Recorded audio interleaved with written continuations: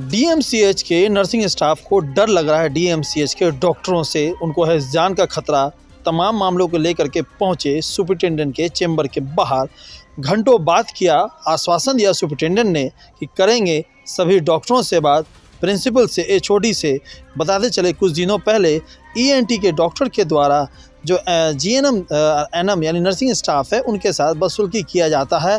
जब वो वहाँ पे नहीं रहते, मरीज़ को दिक्कत होता है तो नर्सिंग स्टाफ उनको कॉल करते हैं, जिसको लेकर लगातार डीएमसीएच के डॉक्टरों की खबरें निकल करके आती है। उनके द्वारा अभद्र व्यवहार यहाँ तक कि पेशेंट के साथ भी किया जाता है। अब तो नर्सिंग स्टाफ ने आंदोलन ही छेड़ दिया है, पहुँच गए सुपरिटेंडेंट के पास अपनी फरियाद को लेकर के जान का, और साथ ही साथ अपने पारिवारिक जीवन में भी उनको हो रही है परेशानी। क्योंकि करते हैं जब वो अपने फ़ोन से कॉल तो उस पे आने लगते हैं फ्री यानी अननोन कॉल भी। क्या कहना था जो नर्सिंग स्टाफ के साथ बदतमीजी हुई है उसको लेकर के। और वहीं पे दरभंगा समाचार ने जो खबर चलाई थी कि सीनियर डॉक्टर खुद समय पे नहीं है तो जूनियर डॉक्टर क्या समय पे आएंगे और वो किस तरीके से पेशेंटों को देखेंगे, जिसको लेकर के क्या कहा है सुपरिटेंडेंट ने, नर्सिंग स्टाफ का क्या कहना, सबसे पहले सुनिए।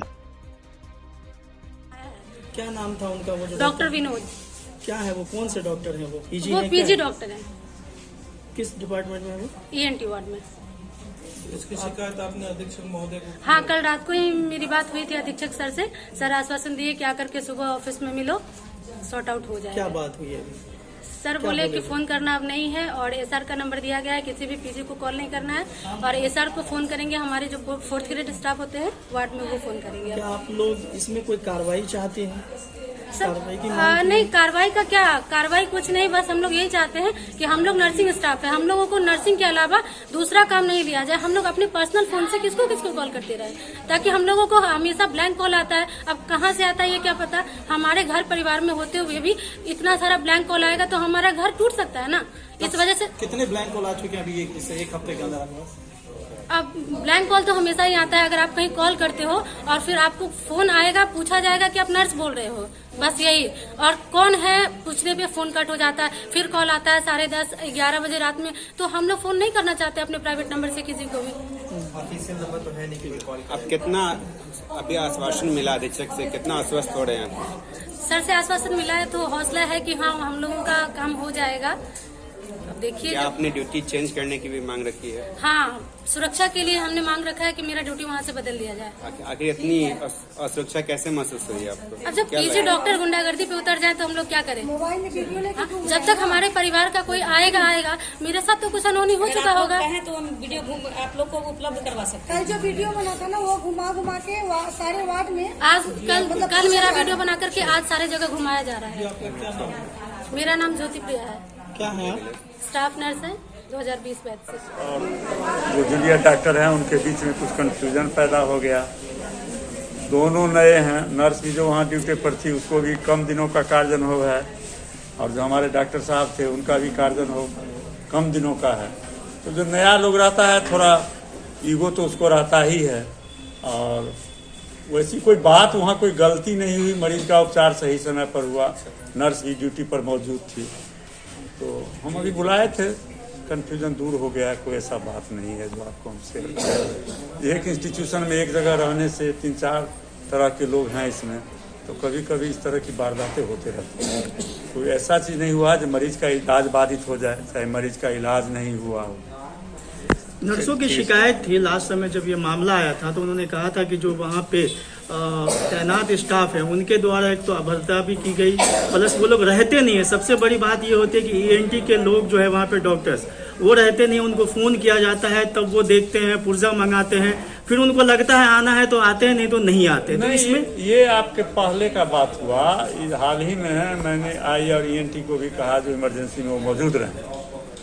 तो ये व्यवस्था जो है सो 5-7 दिन से लागू हुई है। उसमें भी आप लोग सांप निकाल दिए। डॉक्टर तो वैसे ही भाग रहा था, आप और सांप का भय दिखला करके आप लोग भगा दिए।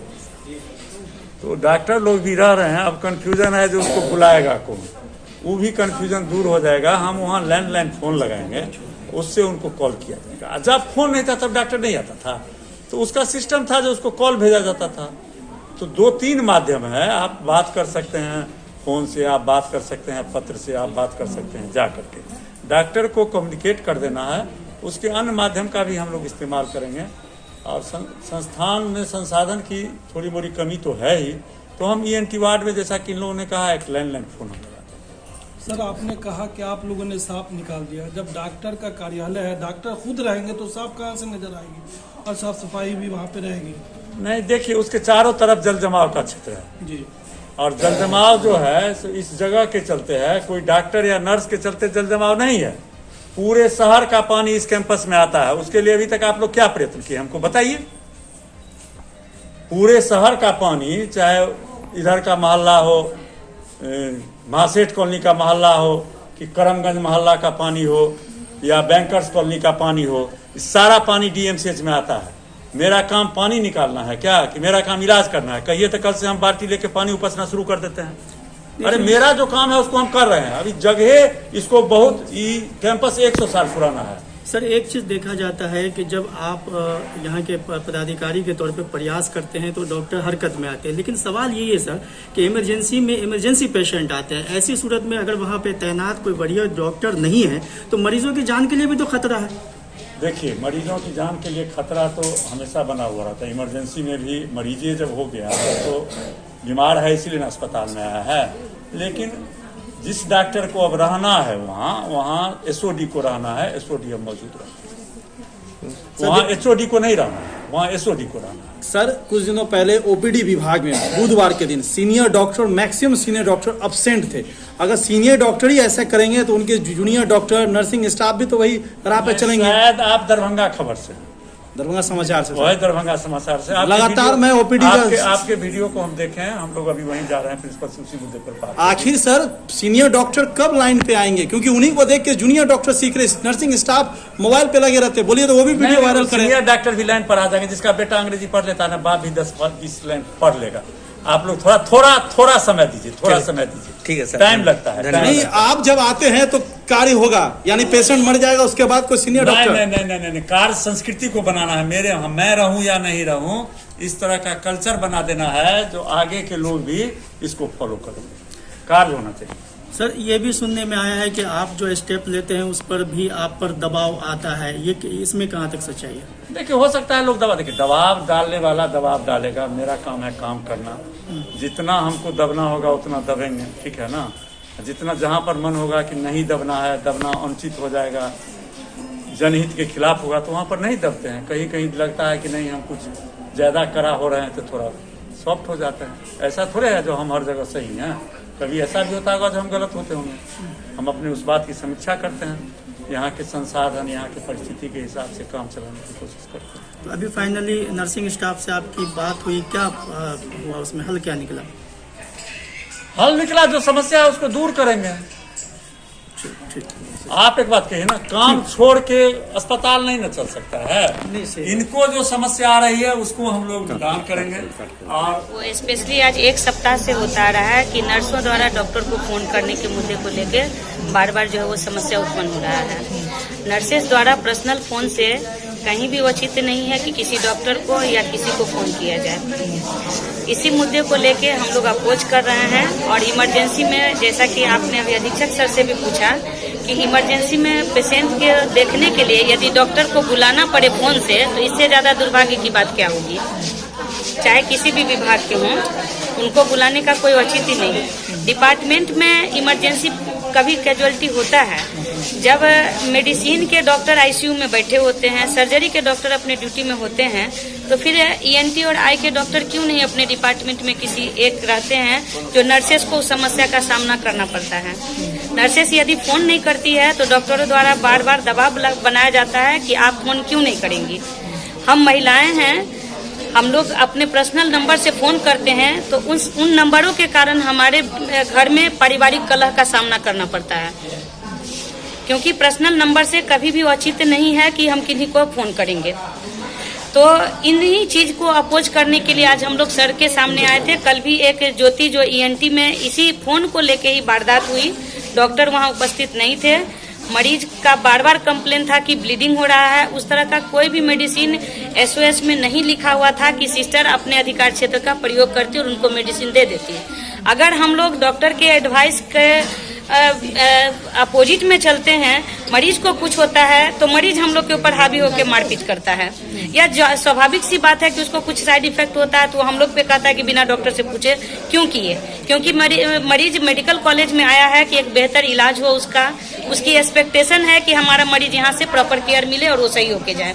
लेकिन ऐसा नहीं होने के कारण वहाँ पर SOS कोई भी मेडिसिन नहीं लिखा हुआ था। बार बार मरीज का के द्वारा कंप्लेन किया जा रहा था कि मेरा ब्लीडिंग हो रहा है, उसमें ट्रेनेक्सा BD लिखा हुआ, आप BST ट्रीटमेंट चार्ट का जांच कर सकते हैं। उसको काट करके TDS कर दिया, उसको काट करके अब TDS किया गया, उसका फोटो पहले से तुम्हारे पास में है। वो प्रस्तुत हम लोग करेंगे, ओवर राइटिंग देखा। तो इन्हीं कारणों से हुआ। इसी बात को लेके डॉक्टरों द्वारा कई बार माहौल खराब करने का भी बताया गया। इंटरनल सूत्र के हिसाब से हम लोग काफी भयभीत हैं नर्स लोग, क्योंकि हम लोग सभी वार्ड में बटे होते अपने काम में जुटे रहते हैं, और डॉक्टरों द्वारा PG डॉक्टर द्वारा बार बार अपशब्द का इस्तेमाल करना, हम लोग के साथ अमर्यादित भाषा का इस्तेमाल करना, ये उनकी नियति है। उनके दबाव में हम नर्स हैं, हमारा कार्यक्षेत्र अलग है, डॉक्टर है उनका कार्यक्षेत्र अलग है। अपने अपने काम से यदि नर्सेस के काम में त्रुटि होता है तो वो प्रॉपर चैनल से लिखित शिकायत अधीक्षक से करें। अगर वो प्रूफ होता है तो सब लोग, पूरा स्वास्थ्य महकमा उस नर्स के खिलाफ एक्शन लेने के लिए तैयार रहे। हम लोग उस चीज को सहर्ष स्वीकार करेंगे, क्योंकि नर्सेस के द्वारा कभी भी अभी आपने इन सारी शिकायतों को अधीक्षक के पास जी रखा। अधीक्षक को क्या हुआ?